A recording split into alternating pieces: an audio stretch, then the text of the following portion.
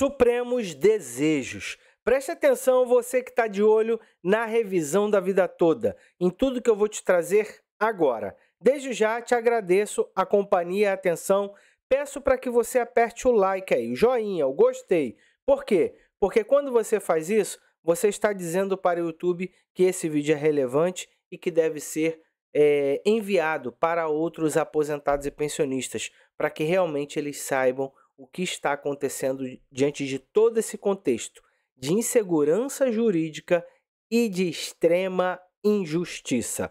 Vamos lá, direto ao que te interessa, para você entender isso aqui rapidamente. Planalto vê interesse de Barroso em embaixada e já cogita a nomeação extra para o STF. Palácio tem sinais de que o ministro Luiz Roberto Barroso gostaria de assumir uma embaixada na Europa quando deixar a presidência do Supremo em dezembro.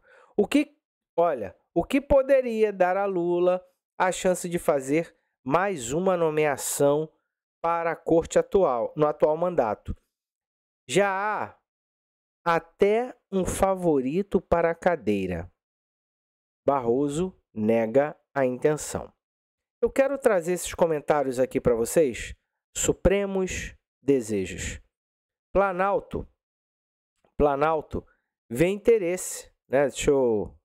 Planalto vê interesse de Barroso em embaixada e já cogita a nomeação extra para o STF. E aí vamos ver os comentários, né, gente? Olha aqui.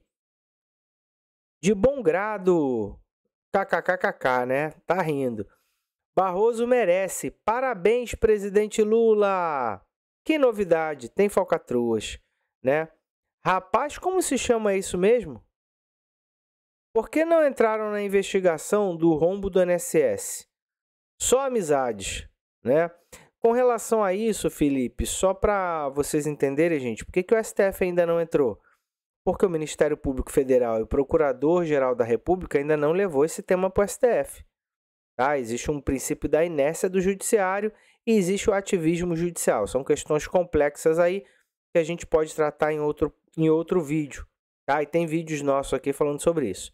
Como assim barganha de cargos entre o Executivo e o Judiciário? Como os nossos democratas são isentos, não? A imparcialidade. Agora sabe, porque o STF até agora não deu 24 horas para explicar os desvios do INSS. Deixe seus comentários aí embaixo, diante disso tudo que está acontecendo e diante desse contexto aqui. Deixe o seu comentário, tá legal? Barroso afirma que está feliz no STF e nega a intenção de trocar o cargo atual por uma embaixada. Vamos seguindo. Revisão da vida toda. STF marca julgamento de recurso para o dia 28 de maio. Vamos voltar aqui. Tá legal? Mas vamos entrar já na revisão da vida toda. Por quê? Porque Alexandre de Moraes deu um despacho no dia 3 de maio. E o que ele colocou nesse despacho? O que se buscava nesse despacho aqui? Alexandre de Moraes é o atual relator do tema 1102. Tá legal, pessoal? E olha só. Trata-se de pedido de reconsideração da Defensoria Pública em face à decisão proferida lá por Marco Aurélio em 2021, que indeferiu a DPU como amigos da corte, a miticuri. Que é um absurdo, né? Não aceitar a DPU aqui como a miticuri. Mas a DPU poderia ter trabalhado aqui incisivamente, recorrido, gritado, feito o que fosse lá em 21, tá? Mas aí depois só ficaram nesses pedidos de reconsideração. Como vocês não são da área jurídica, eu vou explicar rapidamente. Esse pedido de reconsideração não é recurso, não é nada. Tá? É apenas ali um bom grado. E aí o relator aceita se quiser. A verdade é essa, tá? Tecnicamente falando, reconsideração não existe esse pedido de reconsideração. De uma decisão se recorre e não se pede reconsideração. A não ser quando é um caso assim. Mas por que eles falam tanto, Giovanni? Às vezes, gente, pede uma reconsideração por uma questão de data, uma questão de algum ajuste ali no decorrer do processo para não invalidar alguma coisa. Não, se for invalidar, prejudica, né? Porque assim, pensa comigo. Se eu pedir uma reconsideração para não invalidar algo, eu estou favorecendo uma parte em detrimento da outra. Também não pode. tá? Mas é uma questão muito básica, um erro material, reconsidere corrigindo o erro material, tal, aí sim. Mas reconsideração não é recurso, tá, pessoal? Só que aqui no final, olha, essa foi a decisão de Alexandre de Moraes. Por todo exposto, não conheço os pedidos. Ponto. Alexandre de Moraes está deixando bem claro. E aqui vocês têm que começar a entender, gente. Eu sei que há uma expectativa muito grande no tema 1102, diante dessa injustiça toda que aconteceu com a revisão da vida toda. E essa injustiça ninguém no Brasil e aqui no YouTube explicou tão bem como eu expliquei para vocês. Todo esse histórico, toda essa trama, tudo isso eu expliquei para vocês, tá? Infelizmente, também tem exploradores aí de plantão e eu não vou entrar mais nesse contexto porque alguns entendem, outros são contra a enxergar o que realmente está acontecendo. Então tá tudo bem, não tem problema nenhum, eu vou continuar respeitando você, independentemente da sua visão ou da sua escolha, né? Porque é uma escolha também. Você fala, não vamos perder, não vamos e ponto final. Ok. Você tem que considerar duas coisas, tá? Dia 25/4 foi publicada a ata de julgamento, perfeito? Dia 25/4. Já estamos dia 16 de maio. Alguns colocam o seguinte, está vendo, Giovanni? Como não foi publicada a decisão, o acórdão, a ADI ainda não transitou em julgado. A ADI ainda não transitou em julgado. Mas se você lembrar, a ADI 2110, ela já transitou em julgado, gente. Tá? Como assim, Giovanni? Então, a ADI 2110, olha, eu vou colocar aqui. ADI 20... Ó, vou colocar aqui, ó. ADI 2110. Tá? A ADI 2110, ela já transitou em julgado, pessoal. Vai abrir aqui e vocês vão ver. Certinho? Pronto, abrimos. Olha, a ADI 2110 é igualzinha a ADI 2111 e decidiu a mesma coisa que a ADI 2111. E olha aqui, já transitou em julgado. Certo? Ela transitou em julgado, olha aqui, ó, em 10 de outubro de 2024. Aqui está o fim da revisão da vida toda. Só que muitos, porque vão dizer para você a verdade, se podem explorar a sua fé, a sua expectativa em questões impossíveis. Depois bato no seu ombro e digo, olha, desculpa, né? Infelizmente não deu. Tentamos tudo. Tentei, publiquei 3 vídeos por dia te dizendo que iria sair, mas não saiu. Mas desde o dia 21/10, um estagiário do 3º período de Direito já definiria isso aqui para você. Tá? Infelizmente, essa é a realidade. Agora, eu disse quem já ganhou antes da suspensão nacional dos processos em 28 de julho de 2023, antes do Alexandre de Moraes decidir pela suspensão nacional dos processos, todos que tiveram revisão da vida toda transitado em julgado ganharam. Vão receber tudo, vão calcular tudo e vão viver para o resto da vida com tudo que ganhou. Essa é a realidade. Eu sei que há um sentimento de injustiça. Poxa, Giovanni, eu até citei aqui com vocês, olha, o seu João e Dona Maria trabalharam no mesmo lugar, entraram com a revisão na mesma época, só que em varas diferentes. Da Maria andou e ela ganhou a liminar e o processo dela transitou antes de julho de 2023. E o do seu João, não. O do seu João demorou e não transitou em julgado. Dona Maria vai levar, o seu João não. Mesmo que tenham as mesmas questões iguais, entrado no mesmo período. A gente falou sobre isso daqui. Isso demonstra uma insegurança jurídica, um senso de injustiça, mas vamos voltar para o Barroso. O Barroso está com 67 anos, tá? Ele poderia ficar, gente, no STF, ou ele pode ficar até os 75 anos. Sério, Giovanni? Sério, meus amigos, até 75 anos. Ou seja, ele teria aí, meus amigos, mais 9 anos de STF. 9 anos, 8 anos de STF. 8 anos tranquilamente aí para ficar, ou seja, praticamente mais 2 mandatos, né, de presidente livre, leve e solto aí no STF, dando decisões e contando as suas piadas e citando os seus poemas e as suas músicas, tá? Eu quero dizer também que existe uma PEC para reduzir, para voltar para 70 anos. Como assim voltar, Giovana? Então, porque foi aprovada a PEC da Bengala. O que seria a PEC da Bengala? Colocaram para era de 70 anos e aumentaram para 75. E aí no governo anterior, no governo Bolsonaro, havia esse movimento, inclusive liderado pela Bia Kicis, tá? De tentar, tá? Vocês podem ver que isso aqui é de 2019, olha, no primeiro ano do governo Bolsonaro, ó, 29/11 de 2019, lembrando que em 12/11 de 2019, você já estava com a revisão, com a reforma da Previdência aprovada, a reforma da Previdência do Bolsonaro, que arrebentou com muita gente aí, tem vídeos nossos anteriores explicando isso, tá? Ela tentou acelerar, encabeçar. Por quê? Porque se eles conseguissem, ali logo no início do mandato do Bolsonaro, reduzir para 70 anos, eles conseguiriam de 4 a 5 ministros do STF. E aí você vê aqui, né, como são as coisas. O Lula, com pouco esforço, está conseguindo isso, né? Já nomeou o Zanin, que foi seu advogado, já nomeou o Flávio Dino, que foi seu militante, seu conselheiro por 30 anos. Agora pode nomear mais um em setembro no lugar do Barroso, correto? E aí ainda pode, aí nesse interregno, gente, se ele, por exemplo, conseguir aprovar a PEC para reduzir a idade para 70 anos, ele conseguiria mais 2 ou 3. Ou seja, o Lula conseguiria nesse jogo todo nomear de 5 a 6 ministros do STF.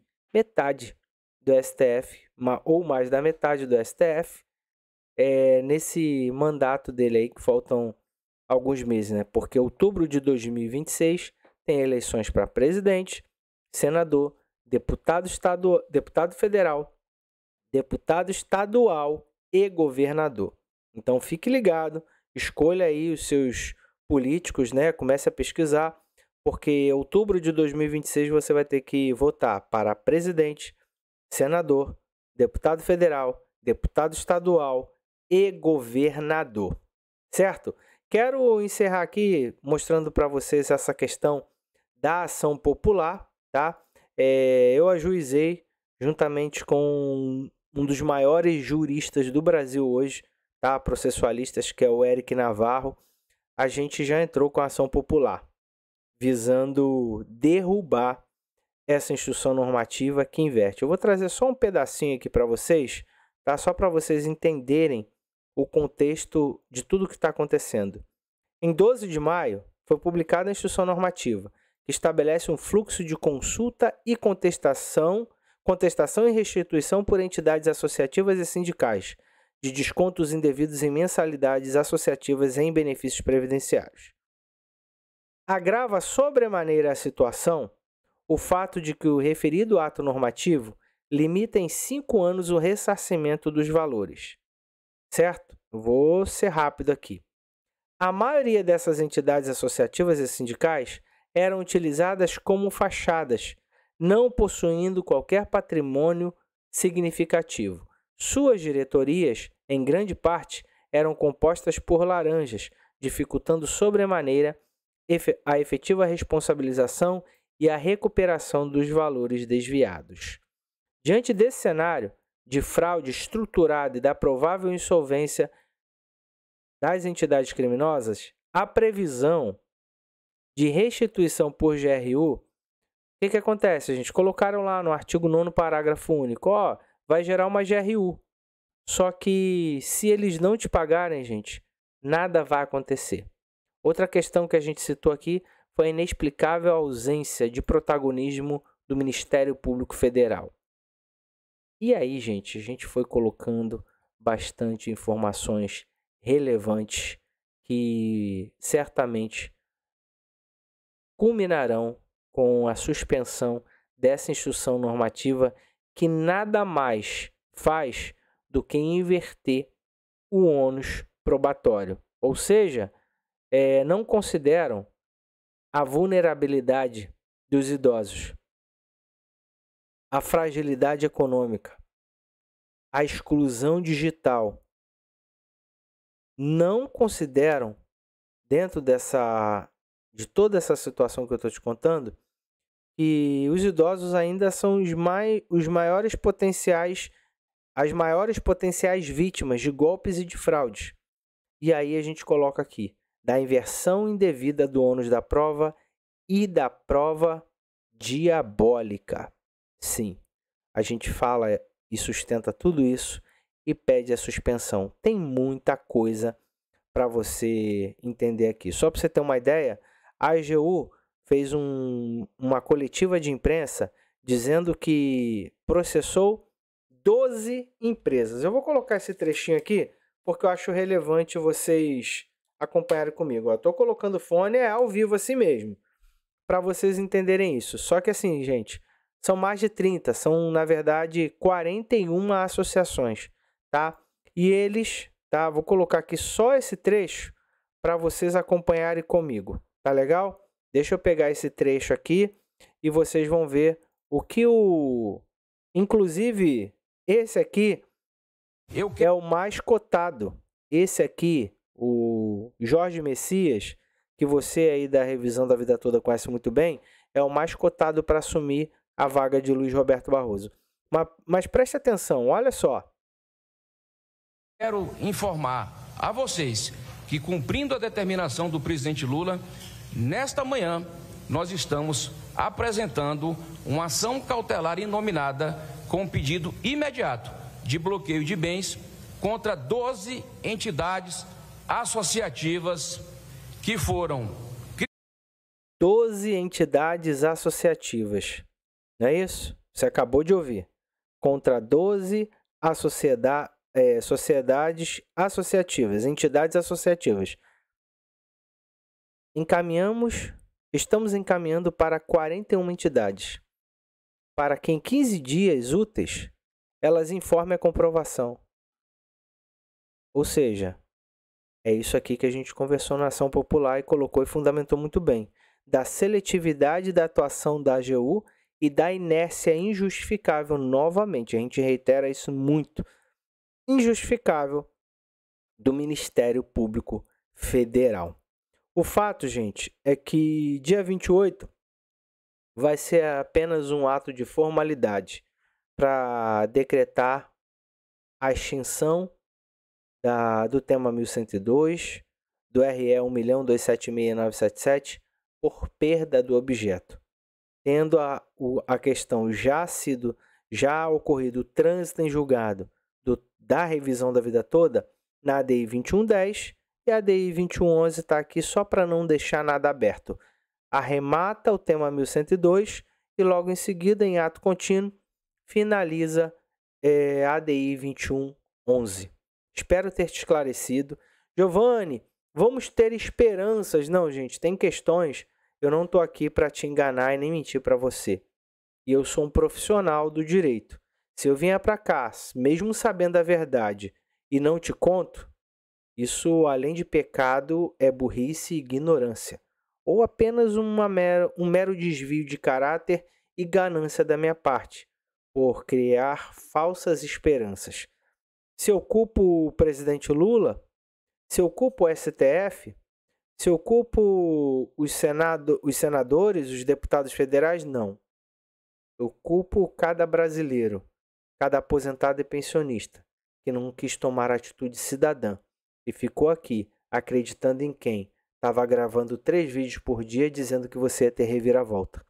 Precisamos ter mais cidadania, mais consciência e coragem para entender o que realmente está acontecendo, para termos atitudes concretas para mudar a realidade. Um forte abraço e até mais.